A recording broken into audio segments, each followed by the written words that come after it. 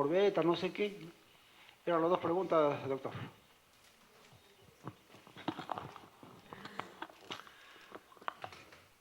Tipo de naves, N.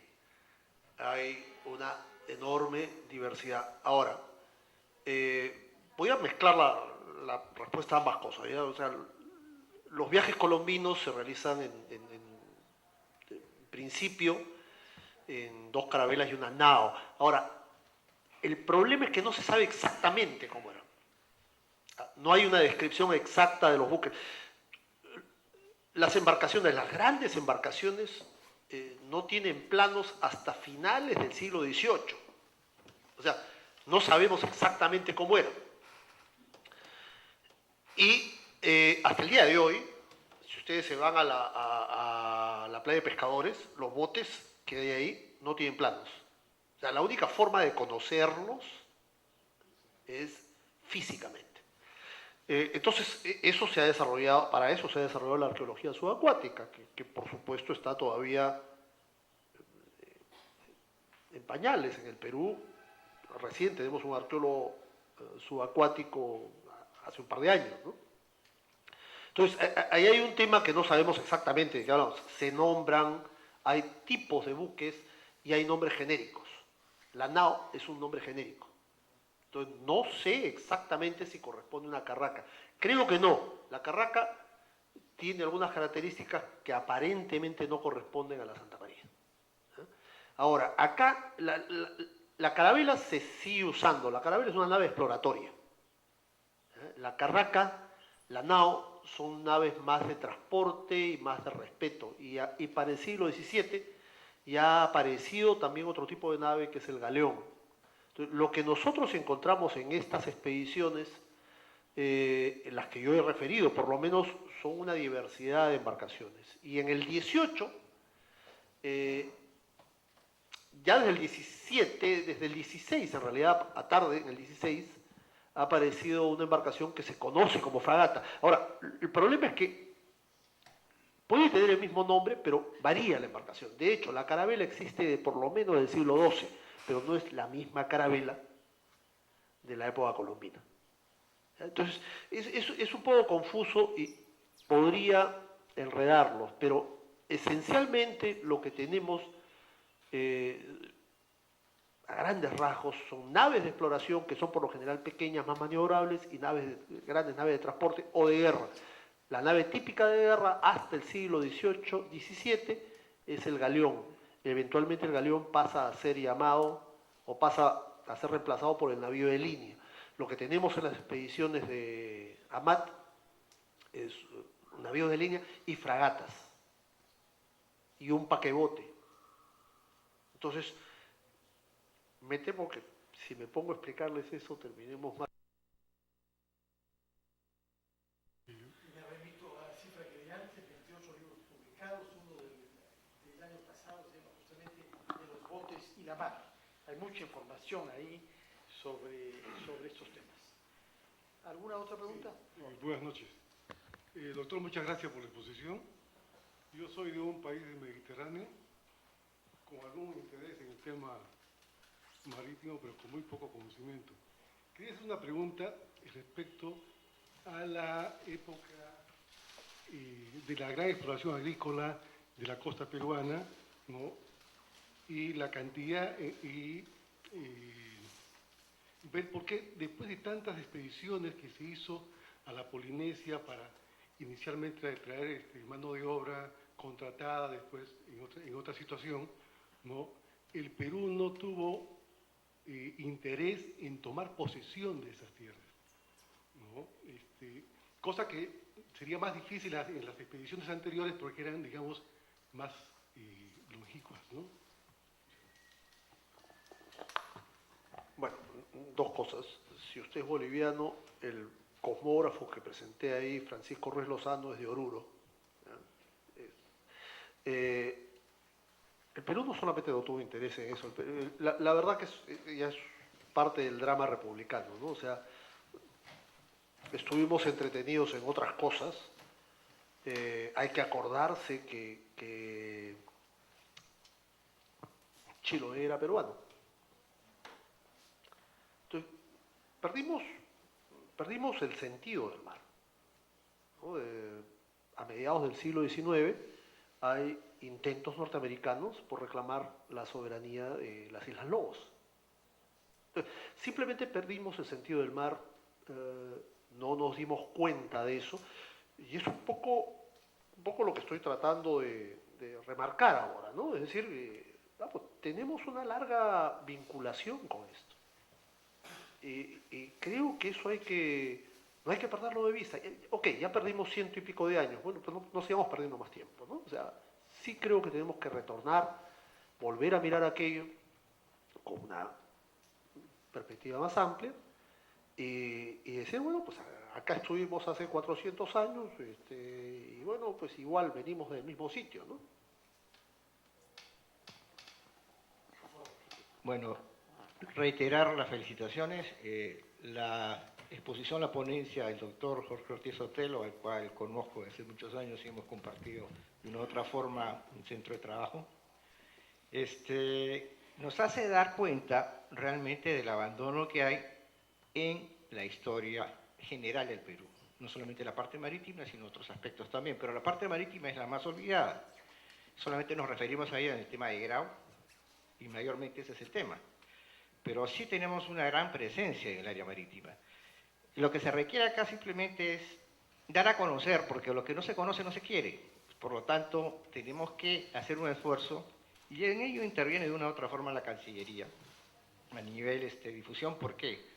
Porque en las grandes universidades deben haber ponencias de este tipo, porque si bien no están consideradas en los temas académicos de historia muchas veces, tiene que generarse una corriente tal que permita a diferentes generaciones de profesionales y de todos los niveles conocer estos temas.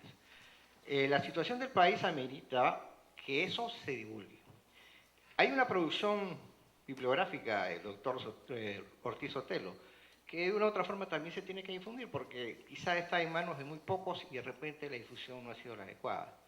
Es para mí importante hacer la difusión como el nivel que se está mostrando es una obligación para todos. Yo simplemente agradezco la oportunidad de estar acá y me parece que ha sido excelente el haber asistido a esta reunión. Gracias. Hay dos preguntas más, yo trataría que se hagan, de manera que el doctor Sotelo pueda concluir y no nos gane. Por favor. Sí, muy puntual. Buenas noches. ¿Qué tan común o qué tan incomún era el hecho de ver a un niño de 12 años, como era Grau, navegando en esa época y en esa parte de América, ¿no? Y otra pregunta es más bien a la época prehispánica. ¿Qué tan también probable es el hecho de que Tupac Yupanqui, descubridor de Oceanía, esto de lo que hablaba José Antonio del Busto Tuturburu? Quería saber su opinión como profesional. Por favor, tenemos su pregunta, señora.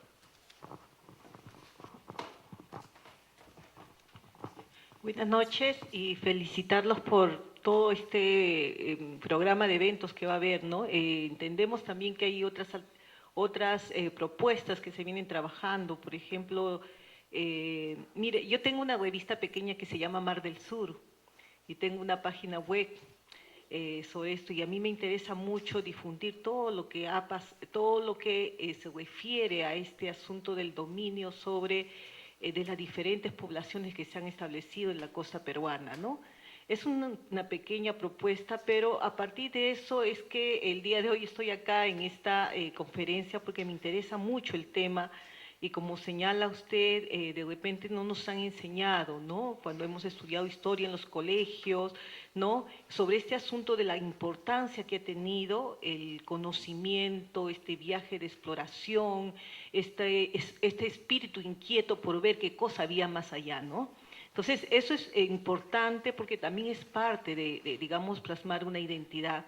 No nos hemos quedado solamente, yo pienso que es importante los Andes peruanos, pero también es importante digamos, dominio que se ha establecido, o posesión que se ha establecido sobre las costas peruanas, ¿no? Entonces, me parece que sería importante que a través de las diferentes instancias pudiese hacerse un poco más de carne en la población respecto al significado de lo que es el mar ¿no? para los pobladores, ¿no? Yo pienso que por ahí es la importancia que tiene, ¿no? Un aspecto que me parece bien importante también en cuanto a lo que señala usted es digamos, difundir más lo que es la historia marítima del país, ¿no? Sé que vi por allí, hay una historia marítima que creo que ha sido hecho en los 60, en los 50, por diferentes historiadores peruanos, ¿no? Que hablan desde la época incluso, digamos, inicial, ¿no? De cómo las poblaciones, las culturas, las civilizaciones se han establecido allí. Me parece que todo eso tendría que realmente difundirse, ¿no? Y debe haber un esfuerzo en general porque esa difusión también haga carne. Ahora que, por ejemplo, hay diferentes aspectos, ¿no? Del país que vienen formando una identidad, ¿no? El hecho de ser también una población que mira hacia el mar, un país que también tiene costa, es también parte de formar esa identidad en la diversidad que tenemos, ¿no? Entonces, nuevamente felicito y era más que todo eso, que se difunda a un nivel de repente donde se haga mayor carne, mayor pasión por todo lo que significa, digamos, todo lo que significa la mar del sur, el Océano Pacífico, ¿no? Bueno, muchas gracias. Niños a bordo, común, muy común, de hecho era un tema de... No, por supuesto, era más en la cultura anglosajona, pero también en el mundo hispano. No solamente los buques mercantes, de los buques de guerra, porque por una cuestión de orden práctico, es decir, la artillería de la época tenía una dotación, dependiendo del tamaño de la pieza, y alguien tenía que proveerlo de pólvora. Y la pólvora, por lo general, estaba en un lugar que se denominaba la Santa Bárbara, que estaba lo más protegida posible y con un hoyo de acceso lo más pequeño posible. Y para eso eran los niños. O sea, cada pieza, lo usual es que tuviese un niño que era el proveedor de pólvora. Eventualmente esto se abandonó, por supuesto. Pero, sí, era común, Grau se embarca a los 8 años y pico, ¿no? Lo de Tupac Yupanqui, yo tengo mis dudas. Tengo mis dudas no por las capacidades tecnológicas de la embarcación, ¿no? O sea, yo creo que eso es factible, pero los relatos que hay sobre el viaje de Tupac Yupanqui son dos. Refieren en ambos casos una gran cantidad de gente. Y yo veo difícil un viaje prolongado, fundamentalmente por el tema del agua. ¿Sabes? Si uno sale de campamento, bueno, pues tú ya tu cantimplora. Pero bueno, a ver, llevemos agua para cientos de balsas durante varios meses. Además no sabes cuánto tiempo te vas a demorar. Entonces, yo veo difícil eso, y difícil que haya sido estacionía. Hay pruebas arqueológicas, hay evidencias arqueológicas en Galápagos. Pero claro, la corriente bota para allá. La balsa de palos que les mostré es la embarcación más sofisticada de las Américas, ¿no? Y tenía capacidad para navegar más cerca al viento, es decir, no navega directamente contra el viento, pero barloventea y puede navegar contra el viento. Pero aún así hubiera sido muy complicado. Yo tengo mis reservas sobre el tema. Antuco de Gusto ha sido profesor mío, muy amigo, muy respetado. Sí, pero yo tengo mis reservas sobre eso y desde el punto de vista fundamentalmente técnico, ¿no? Y el tema de la difusión, sí, pues, falta difusión, como falta difusión de muchas cosas en el país, ¿no? Falta cimentar nuestra propia conciencia de nación.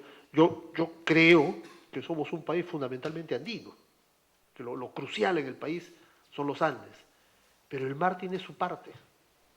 Entonces, a veces pues somos todo o nada, ¿no? Entonces, o somos todo andino y nada esto, o creemos que solamente somos marítimos,